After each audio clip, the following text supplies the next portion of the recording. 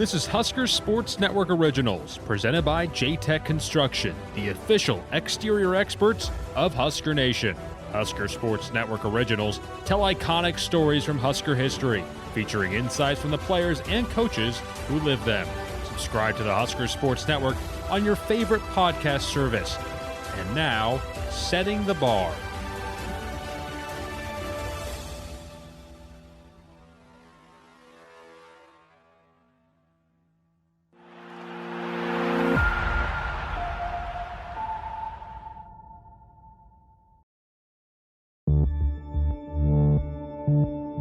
This is Greg Sharp, and this is Setting the Bar, a Husker Sports Originals podcast.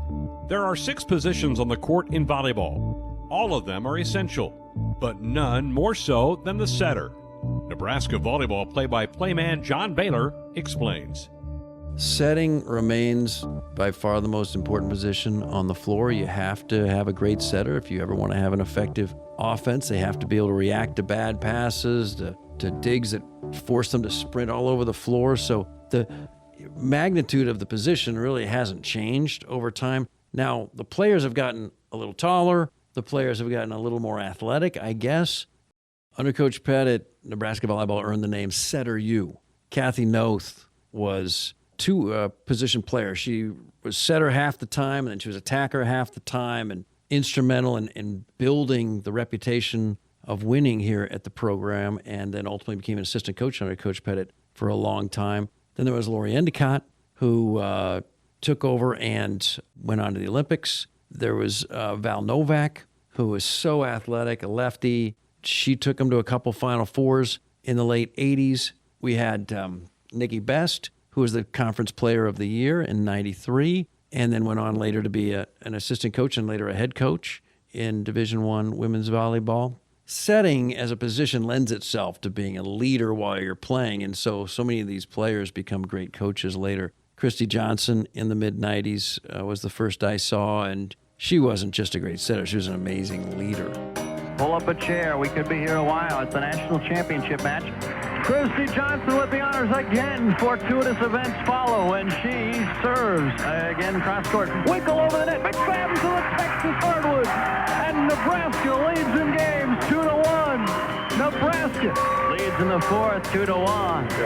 Christy Johnson tireless. She exerts as much energy celebrating after points as she does during the point.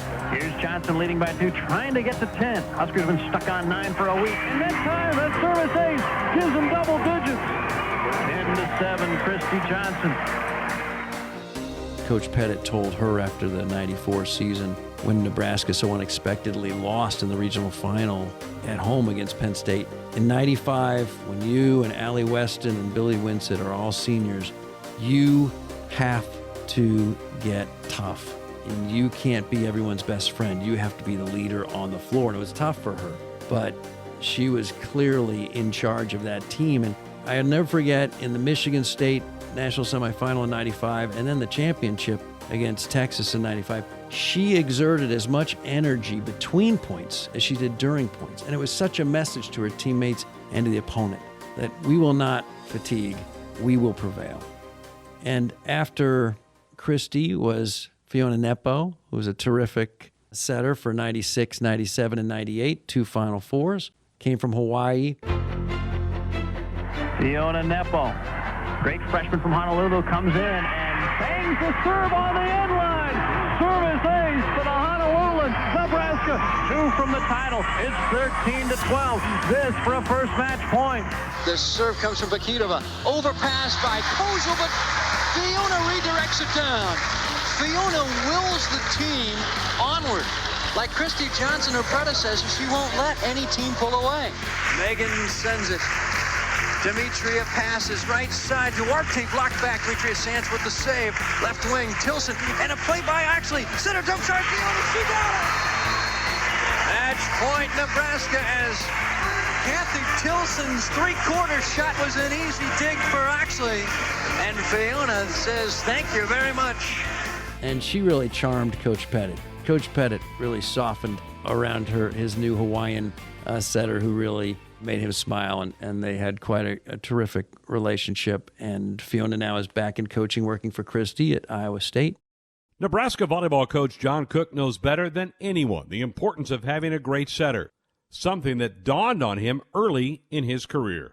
When I first started coaching in California, I really didn't know anything about setters or study the setter position. And probably where I first kind of became aware of what a great setter could do is when I was coaching with the USA men and Jeff Stork, who is one of the greatest volleyball players I've ever seen and greatest setters I've ever been around or watched. But I really, I didn't train him. And moving fast forward, when I got to Wisconsin, my very first recruit was Laura Abinante, who was a great setter out of Chicago, and we built the team around her basically. And so I really started studying the setter position then because nobody else on my staff at that time could coach setters. So I trained the setters, and I've continued to evolve and really learn, and been fortunate to be around some great setters and some great setter coaches. And I think setting is a very tough position to coach. It's like coaching a quarterback or a point guard. There's just so much going on and so much they need to know.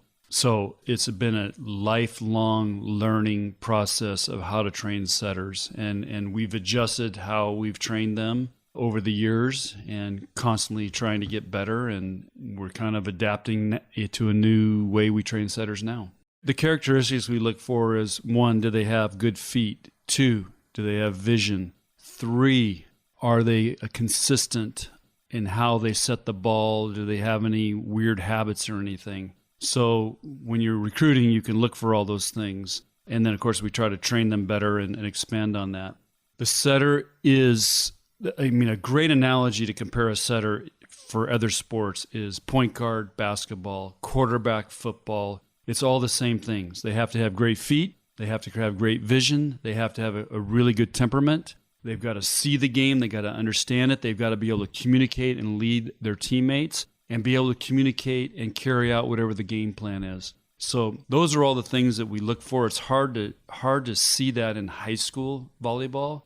So you're more looking for maybe character and leadership and just kind of their demeanor and composure, how they handle things. You can't have a setter that's super emotional, gets way up, gets way down. You got to have somebody that's pretty even keeled to lead a team. And like we tell our setters, they're driving the car and everybody else is along for the ride. The setting position is different from other positions on the court because you have to be in control of what you're doing as a setter.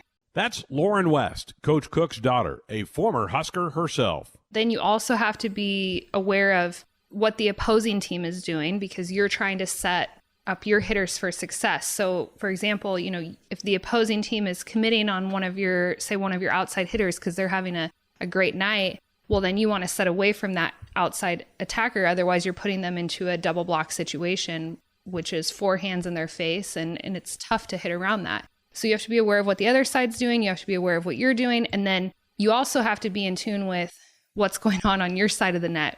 Do you have an attacker that's having an off night or an attacker who, maybe is not very confident in themselves, during that set. And it's your fault if anything goes wrong and you want to make the hitters around you look great. So you just have to be aware of so many things other than yourself, but also yourself. So there's just a lot going through your mind and a lot of different things to think about when you're a setter and when you're, an outside hitter or a middle or a right side or a libero, you're really just thinking about, okay, how am I going to get this next kill or how can I pass this ball? And that's really all that you have to worry about. So I think as a setter, you just have more to think about and more to be aware of.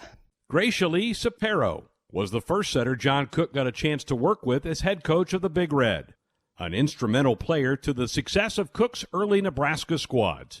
The 2-time All-American would even go on to win the AVCA Player of the Year award in 2000.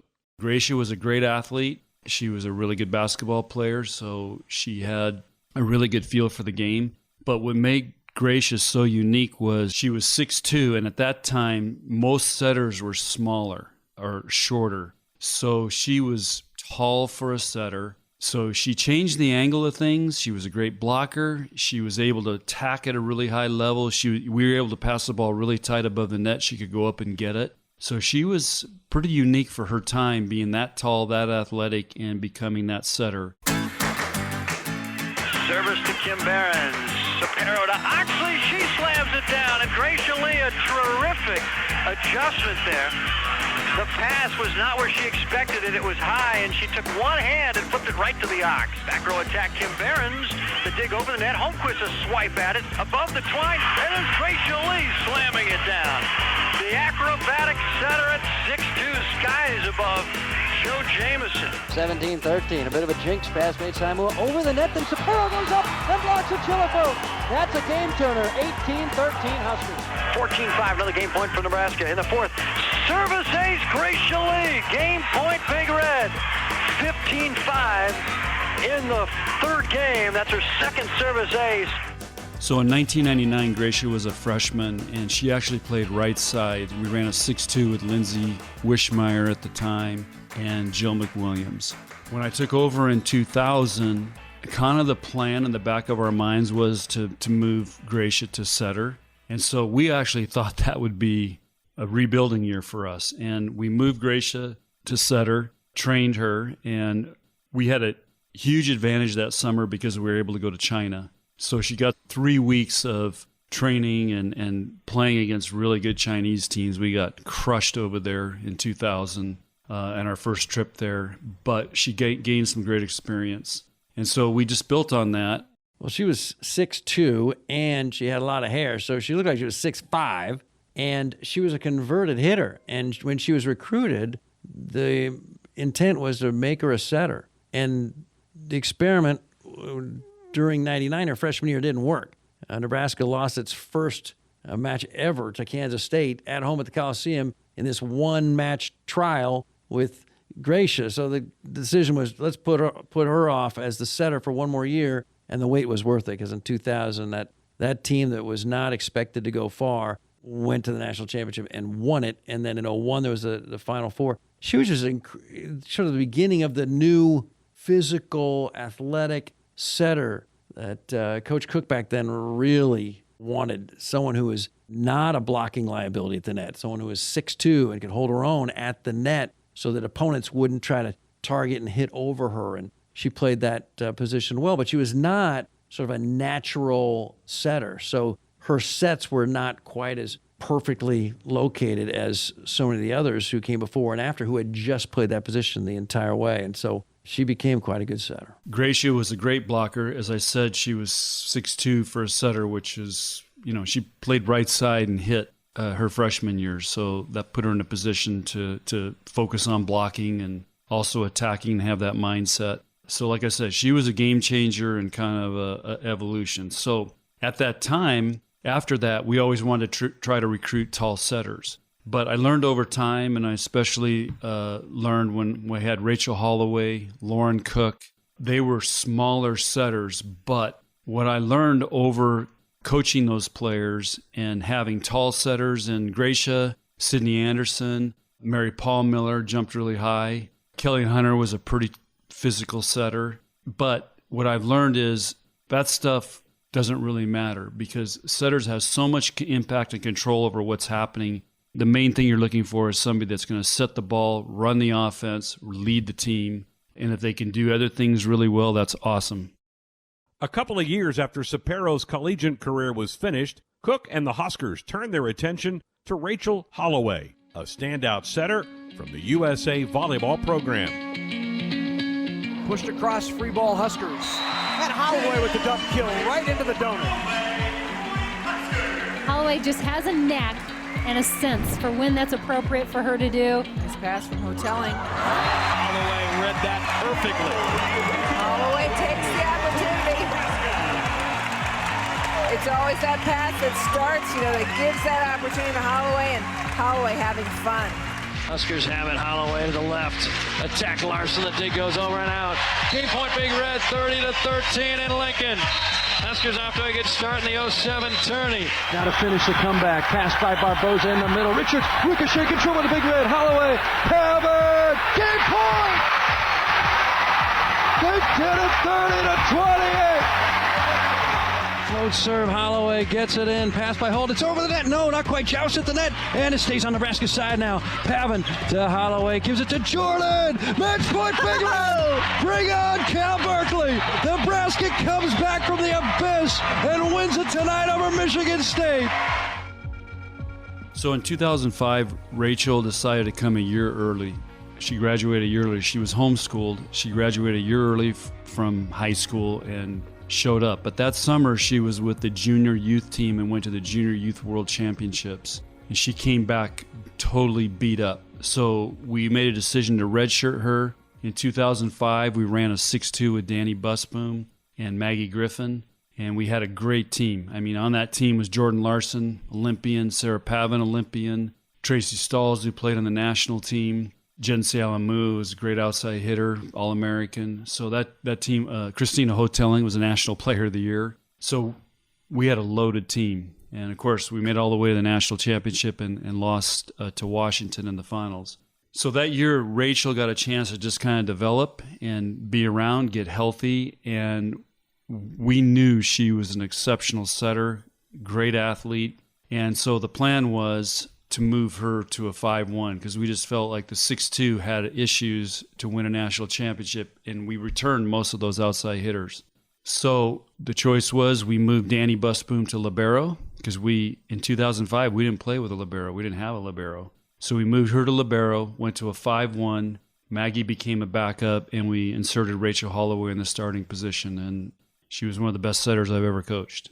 I've spent the majority of my life around Nebraska volleyball, so I always looked up to whoever the setter was with Nebraska volleyball. But one setter I was especially obsessed with was Rachel Holloway. And unfortunately, she left Nebraska early and didn't finish her 4 years here. But when she was here, I loved being around her. I loved watching her. I think she's still to this day one of the best setters that's ever come through the Nebraska program. So she was someone that I really looked up to, and I would watch a lot of video of her. And someone that I just tried to emulate, when I would go and set a ball, I wanted to set the ball like Rachel Holloway.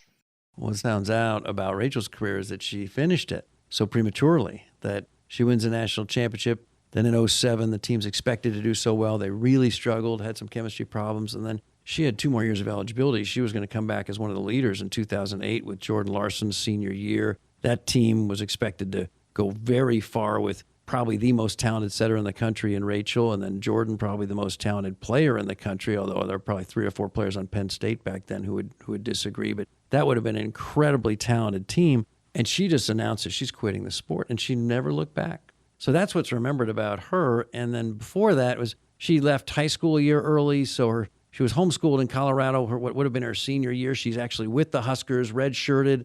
And as a redshirt freshman, quarterbacks the team to a national championship in 2006. Soft hands, amazing placement setter. The ball was always where you wanted it as an attacker, and just as polished and pure a setter as you'll see. Not the tallest setter, but that didn't matter because she was so skilled, and she just decided to retire 2 years earlier than she had to.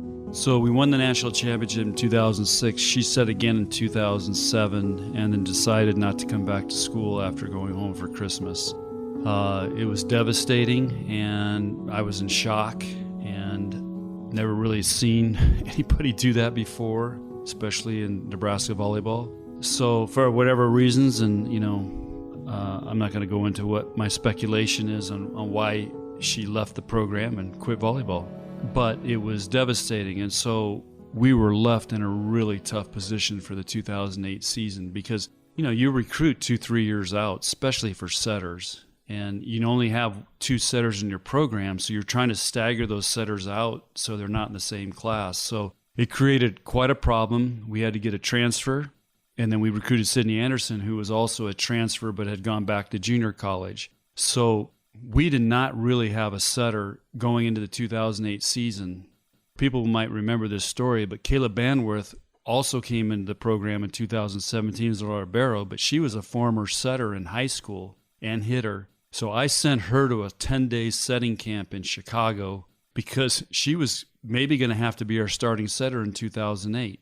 Well, of course, we get Sydney Anderson right before the season starts from junior college. Jess Yance was our transfer from Penn State, who they would not grant her eligibility, so she had to redshirt. So our 2 setters are Sydney who gets here, just got here like right before we started in August, and Caleb Anworth, who I sent to the setting camp for 10 days to be prepared. And of course, we're 30 minutes into our first practice in 2 days, and Sydney Anderson rolls her ankle. So Kayla was our setter for the next week, preparing for the season. Now, Sydney came back, and that team became a great team with Sydney Anderson setting. So Rachel left us in a huge hole, but we found a way, and people took advantage of their opportunities, and it worked out pretty good. And that team became one of the greatest teams I've ever coached. Coach Cook didn't have to look far for his next setter. Only problem was she didn't want anything to do with Nebraska volleyball. At least, not initially. So Lauren, as she was going through recruiting, most players back then were committing in 10th grade. Lauren didn't have any interest in recruiting, was waiting, and said she wanted to wait. So she waited till her junior year, and in the spring of her junior year, she finally decided and told us that she wanted to start looking at schools. And of course, I was waiting for that moment, and I already had the schools picked out for her. Wanted her close to home. Would love to have had her at Nebraska, but she told me she wouldn't go to Nebraska, so don't bother. And so I chose K-State and Creighton. And I said, we're going to go visit those schools. And we actually flew down to K-State on a windy day. I was piloting the plane, and then visited Creighton. I thought this would be great. We could see her play. She'd be close to home, all those things. Well, next thing we know, UCLA, Stanford start calling. And that changed everything. And of course, she ended up at UCLA, kind of against my wishes and her mom's wishes, because we didn't want her that far away and we didn't want her going to LA. But that's where she went. She had a great freshman year and then transferred back to Nebraska. You know, I think if we had to do all over again, we would have had her just let me recruit her to Nebraska. And, you know, but high school kids don't listen to their parents, especially their dads in high school. So that was part of the problem. I think if we had that conversation now, it would be a whole different conversation, and she would be much more open to listening about why she should have gone to Nebraska. Part of the reason why I never looked at Nebraska was because I felt like I needed to prove myself, and I didn't want to go to Nebraska and have everyone say, oh, she's just a Husker because of her dad, and she's just here because he offered her a scholarship, and, you know, she didn't earn her right to be here, work hard to be here. It's just because of her last name. So I really wanted to prove myself again at the collegiate level that, you know, I'm good enough to go play at a Division I school and get there on my own without the help of my last name and who my dad is. Coach Cook and my mom as well, were both very, very supportive of every decision I made, and they would always go through pros and cons with me, and we would make lists. And I mean, they just wanted to make sure in the end that I was happy. But I think deep down, he wishes I would have thought about Nebraska a little harder, because from the beginning of the recruiting process, I always said Nebraska is out of sight, out of mind. Like, I'm not going to Nebraska. I don't want to play for you. I want to make my own path. And I think part of that, he admits it now. It says it kind of hurt. He tells me it kind of hurt him. And he just wishes I would have, you know, thought more about being a Husker, because it probably, you know, would have obviously saved me transferring. Because when I was out at UCLA, I was comparing everything to Nebraska, and there's really no place like Nebraska. But I think when you're living in Lincoln and you're younger, you just want to get out of this city. And then when you're older, you appreciate, you know, how amazing it really is. So I think he just wishes that I would have saw that at an earlier age, but it's hard to tell a teenage girl, you know, what to do or what to think. Before long, though, Lauren had a change of heart. So once I kind of started formulating those thoughts, I was thinking about transferring. And the other issue was there's really no place like Nebraska. And I was constantly comparing everything at UCLA to Nebraska. You know, the where we would eat as athletes, you know, the facilities we would train at, the weight room. I mean, it's just, there's nothing that compares to what the Huskers have. And so I think that Nebraska was, or I know that Nebraska was really the only place I wanted to be, because if I would have went somewhere else, I would have continued to compare it to Nebraska, just like that's what I was doing when I was at UCLA. So Nebraska was really the only place that I saw myself, and they had my major, and I felt like I'd proved myself at UCLA, so I was okay coming back to be a Husker. I knew that Lauren was back on our radar when she showed up at Christmas with all her stuff and said, I'm not going back to UCLA. And, of course, I made her go back. And shortly after that, UCLA coach retired, and 5 players had said they wanted to transfer. And so we took her back as a walk-on at Nebraska, and I made her live in the dorms and earn her way back into Nebraska volleyball. Once Lauren got back to Nebraska, coaching her was great. We had worked together so long before that, so it was, I really enjoyed coaching, and, my challenge was, how do I take her to another level? And so that was inspiring for me to have to come in, but never did it come into that.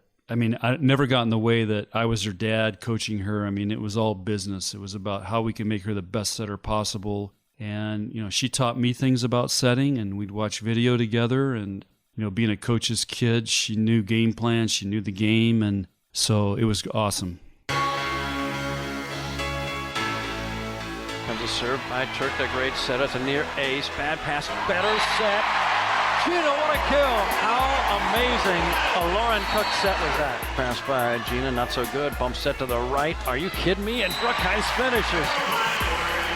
Lauren Cook running away from the net. Deep left, sends it front right. Good touch by the Husker block. That was Lauren Cook. Now she's going to push it to the deep corner. Lauren Cook, back-to-back kills. Nebraska 6, Penn State 4. Penn State goes outside. McClendon again. Blocked by Lauren Cook. Lauren Cook blocked it. Lauren Cook with a block. The Big Reds up 12-8. Pass Dykstra, center dump. Lauren Cook, count it. Her back to the net. It's a no-look dump attempt. It falls 9-8 Nebraska. Santana pass, back row Harms, great dig, Hannah Worth, center dump. Lauren Cook to the deep corner. Woo-hoo! Back row swing, Harms, Huskers, good touch, and Paige Hubble with the up. Center dump, Lauren Cook, they can't stop her. 20-13 Nebraska. I think there's 2 scenarios that, when this happened throughout my playing career at Nebraska, I was the most excited, and it's moments that'll stick with me for a long time. But anytime I would set the ball and get a hitter one-on-one or potentially one-on-none, meaning they only had one blocker up with them, or sometimes no block was up because, the set was so tricky and the opposing block didn't know where I was going to go. And then that attacker for Nebraska, whoever it was, would just crush a ball, whether it was, I think JB calls it a kaboom. Well, I know he calls it a kaboom, but, it's a ball that's attacked maybe in front of the 10-foot line, or, that's hit really hard to the ground, and you feel like the ground shakes if you're a fan. And then just seeing the joy on that attacker's face and knowing I helped put them in that situation to have success and to make a great play, that's really rewarding as a setter. And then the other thing that I think all setters secretly love is when you go up and you setter attack, whether it's you're throwing it straight down to the middle of the court, or another term we use is a pineapple, throwing it to a deep back corner, usually the deep left back corner, and no defenders are there, and the ball just lands, and it seems like the easiest kill in the world. That always makes you feel good as a setter as well. Husker Sports Network originals are presented by J-Tech Construction, the official exterior experts of Husker Nation. Find out more about this great Husker partner at jtechconst.com. Now back to setting the bar. Shortly following Lauren's career, the next great Husker setter to enter the program was another Nebraska native, Kelly Hunter. Hunter is currently a volunteer assistant on Coach Cook's staff. From the outset, Hunter seemed destined to play for the Big Red. Yeah, I think growing up in Nebraska, obviously you're surrounded by Nebraska volleyball, and volleyball in general is just really big here and throughout the Midwest, it seems like. So I kind of always knew that I wanted to play volleyball, and my mom played, my sister played, my aunts played. So volleyball was kind of in my family, but just growing up in Nebraska and seeing such a successful program like so close to home, it was kind of always a dream of mine to go to Nebraska. And I always tell the story in 2006 when the team won in Omaha, I was there, and I was in, I think, like the 6th grade at that point. And I just remember telling my parents after that, like, wow, I want to go to Nebraska. So I would say it was at a pretty young age I realized how big of a deal Nebraska volleyball is and that I wanted to be a part of that. I first saw Kelly in camps again in 7th, 8th, 9th grade. She came to camps, but she was a hitter, and we weren't really sure that she was going to be a setter. And then Gwen Egbert, her high school coach, decided to move her to setter. I think it was her 9th or 10th grade year. So we knew what a great athlete Kelly was, and she got on our radar, and we started recruiting her, and she ran a 6'2" and hit, but we liked her athleticism, and so that was a Papillion girl, and we've had great success with Papillion players in our program, and she wanted to be a Husker, and we knew that it might take a while because she started late in the setting position, being a full-time setter. In fact, I'm not sure she ever set a total 5-1, maybe till her senior year in high school and maybe in club that year. But when she got to Nebraska, she was not a very good setter. So I was always just playing volleyball, just by myself with a wall, with a friend, whoever. I was kind of like the annoying kid who would be like, will you pepper with me? At like every tournament, and all my sister's friends were like, okay, we'll play with her. But setting, I think it was right before my freshman year of high school, because I was pretty tall for like my age in junior high. I was definitely like one of the tallest people in my class and definitely taller than all the boys. So I was always a hitter, and I was a middle hitter for a really long time. And then I was an outside for 1 year, and then I started setting before my freshman year of high school because I kind of just realized if I wanted to play at the next level, I'm probably not going to grow much more. 5'10" isn't super tall for college volleyball. So that's where I kind of started switching over to setting to get me ready for the next level. But unlike other Husker setters before and after her, Hunter's career at Nebraska didn't begin with much promise. Redshirting my sophomore year was definitely an interesting situation, and just going from competing for a spot to knowing that, okay, I'm redshirting now, there's almost no chance I could ever get into a game. I think it was really good for me because when I first got to Nebraska, I struggled a lot with confidence and just trying to be perfect. And as a setter, you touch the ball more than anyone, so you have a lot of chances to be like, okay, well, that one wasn't great, I need to fix it. Or that one was good, okay, I hope I make a good set again. So just touching the ball so often, you have a lot of opportunities to do something great or mess up sometimes. So I think I definitely struggled with confidence and being myself. And anytime you get to a new program with new coaches, it's like, okay, well, I'm starting over with a new team, with new coaches, and you kind of have to figure out how that dynamic is going to work. So I think that redshirt year really helped me to kind of figure out how to balance wanting to be great and wanting to have fun and wanting to play loose. And I don't think I had that my freshman year, and just jumping from high school to college is such a huge jump. And so I struggled with that, the level of competition going up. And then, like I said, that gave me some confidence issues. And I think that redshirt year was awesome for me to kind of figure out who I was as a person and how I fit into Nebraska volleyball and what that would look like for me. Coach, Kelly Hunter went 16-1 in postseason play, setting the school record for most NCAA tournament wins in program history. Was there an indication that Kelly would turn into the success that she ended up being? I would have lost a lot of money betting on that one, because I thought she was a recruiting mistake her freshman year after she was here, and she had some bad habits that we had to fix. And but once she figured everything out, and we were able to really train her, and being a great athlete and great mindset, she certainly blossomed into a great setter. Being in the program now and being so close with Coach Cook now, I hear about a lot of things that were going through his head when I was a player that I never had any idea about. And I just remember he would always joke with me that he almost kicked me off the team like multiple times, and I always thought it was a joke. But I think now, being part of the staff and being closer with Coach Cook, I'm like, okay, I guess that really wasn't a joke. But I never really knew any of that at the time, and I'm kind of just hearing about it all now. But he would definitely kind of let me know some of that stuff, like, okay, like, you need to be better at this, and just kind of like any coach would, without like telling me like, okay, if you mess up or if you make this certain mistake, then you're off the team. It was never like a situation like that. But it was just very like motivating, like, hey, you have a shot to start and play if you want it, but you just have to do X, Y, and Z and take care of business if you want that opportunity. So I think at the time I didn't really know, but now I'm finding out a lot about when I was a player, the behind the scenes type stories. So I think just finding the balance in life and volleyball really helped me. And then that just helped me be more focused on volleyball when I was in the court, and just I was able to develop my game and to get that confidence back. Kelly Hunter was someone that I would kind of compare to Rachel Holloway in a sense within the leadership aspect.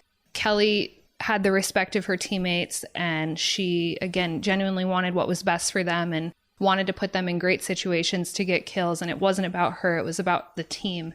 But it was interesting to watch Kelly because I got to watch her grow up at Nebraska. And I think the biggest thing I can say about Kelly is just how much she improved from, when she got there to where she finished her career. And I don't think anyone saw it coming, but she worked so hard and put in so much time and was just constantly trying to learn how to be better. And it paid off for her. I think her leadership is her, biggest and best quality, but it was also just amazing to see how much she improved over the time that she was a Husker. She's turned out to be one of the greatest setters in the history of Nebraska volleyball, won 2 national championships, and playing in a she had to do all this in the Big Ten Conference, which was much tougher and more competitive than being in the Big 12 and before that in the Big 8. When it was all over for Kelly, you just hadn't, I think, fully appreciated the greatness you had just witnessed. There's something about her calm and her physicality and her play that made her underappreciated and just kind of blend.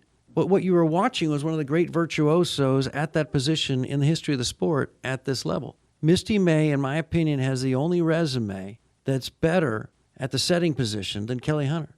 Kelly's personality just made you like her and exuded confidence and made the others want to follow her. And they respected her so much and they appreciate her so much because of her talent. She was just the glue. And boy, if I go into battle on a volleyball court, if you got Kelly Hunter playing setter, you've got a great chance to win. She rarely lost a match in 15, 16, and 17. It's just remarkable. 4 years, 3 Final Fours, 2 national championships. All she ever did was win. And she did it with such grace and drawing so little attention to herself. She is one of the great Huskers of all time. Kelly can also be aggressive as well. She hasn't attacked in a while. Serve by Otek. It's in. Nice pass, Kenzie. Center dump, Kelly Hunter. Great prediction by Lauren Cook. Here comes the server underway in Omaha. Kelly Hunter with an ace. She pulls it off the top of the deck. 1-love, Nebraska. Tip shot in the middle. Amber overdig. Amber gets a swing. Block back covered again. The big red right attack. Kelly Hunter. Kaboom. The setter with a fast swipe. 7-5. Serve. Connie overpass Maloney. Shot back blocked. Kelly Hunter comes flying in there and blocks. That's the 5th block for the big red, and that came against Bailey 10. Skater Rosen outside. Kelsey Feen. Dog. Outside set. KU. Doggery block. Kelly Hunter does it herself. Set to the Cornelius. She has to use her offhand in the middle. Doug, Nebraska the slide. Amber, nice up by Fame. Travels above the net. Smash back. Kelly Hunter. 11-5 big red. 14 away. Holcomb serves. High pass. Joust the net. Kelly Hunter. Call the grandkids. They did it. Nebraska fights back from the abyss and wins the national semi in 5. 15-11. Now the Big Red are led by Nicklin Hames. Hames was a junior who was ranked the #1 setter prospect in the country coming out of high school. Hames has some lofty expectations to live up to, but she isn't interested in shying away from a challenge. I knew that Nebraska had a great tradition here with volleyball, and there was a great culture, and I remember watching them as a little girl and just seeing all the fans and how much they were supported and how good they were. And so when I was in the process of getting recruited and trying to choose where I wanted to go to school, I knew about Nebraska's tradition, and I think it gave Nebraska an up for me when I was getting recruited.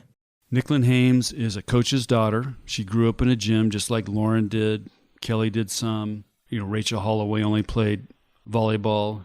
Maggie Griffin played a ton of volleyball growing up. So Nicklin's been a gym rat her whole life. Her parents coached her. Her mom coached her in high school. Her dad coached her in club. Again, she has all the qualities to make a great setter. She loves being in the gym. She loves training. She loves watching video. She loves talking volleyball. So all the same things. And Nicklin's the first freshman setter ever to start for Nebraska volleyball. and she had us 3 points away from winning a national championship. So when you look at what she's done, and again, one of the reasons we recruited her was because we felt she could come in and start as a freshman, and she certainly proved that. In front of a festive, delirious Devaney crowd.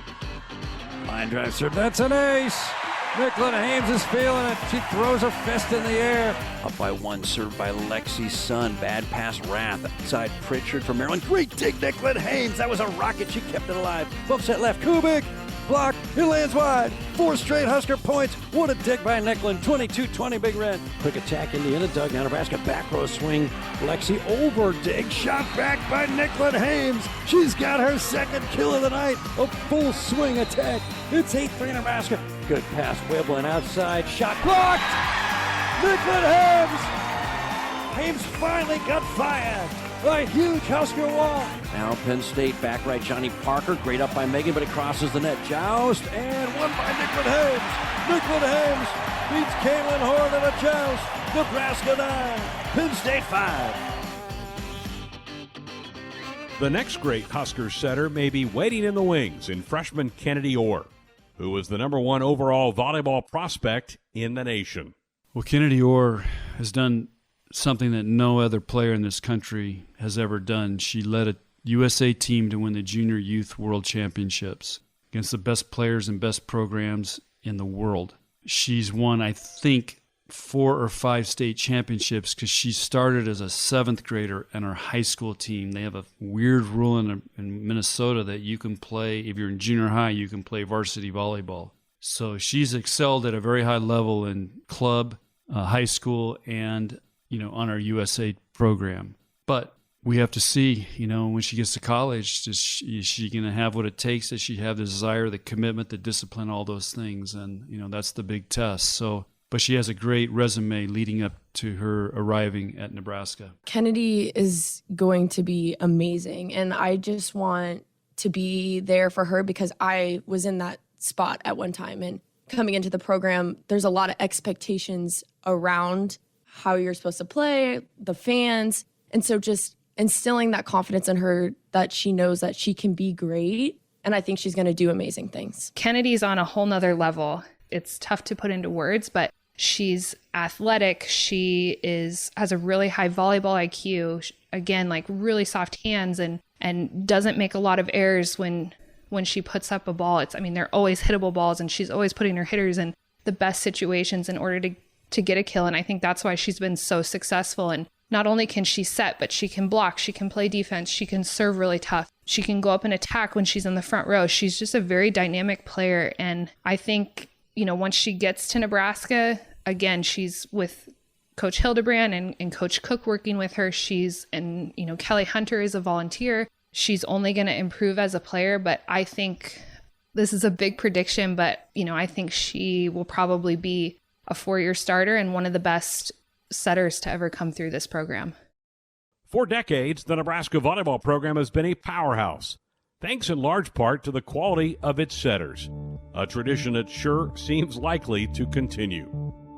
I think if I was recruiting girls to, try to come to Nebraska and they were playing the setting position, I think my biggest message would be just what an honor it is to be a starting setter for Nebraska volleyball, because in my opinion, some of the best setters, in the country and in the sport of volleyball have come through the Nebraska volleyball program. I think when you look at the tradition of setters at Nebraska, there's some phenomenal athletes and people, and I just feel really, really lucky to be a part of that. And I think it's kind of something that Nebraska does really well, is develop these awesome setters. So I'm really, really fortunate to be a part of that. I'm just honored to be a part of that tradition. You look up on the walls and see all these amazing setters, and I'm just honored that I get to be another step in that tradition. A big part of it's the Nebraska volleyball legacy, especially at that position, but also a big part of it's John Cook. He knows how to train setters, and these setters become great. And if they already arrive great, it's just going to be typically even significant improvement from there. So Coach Cook knows how to develop setters. He knows how to get the best out of them. And we never have to be beggars when it comes to recruiting at that position. If you get a phone call from Coach Cook and you're a setter and he wants you to play here, say yes. I really admire all the starting setters who embrace being a setter. It is the toughest position, and more is asked of the setters. So what I've learned over the years that you got to be a special athlete and have a great mindset and love being a gym rat to be a great setter. And I really admire and respect all the setters that have come through Nebraska volleyball.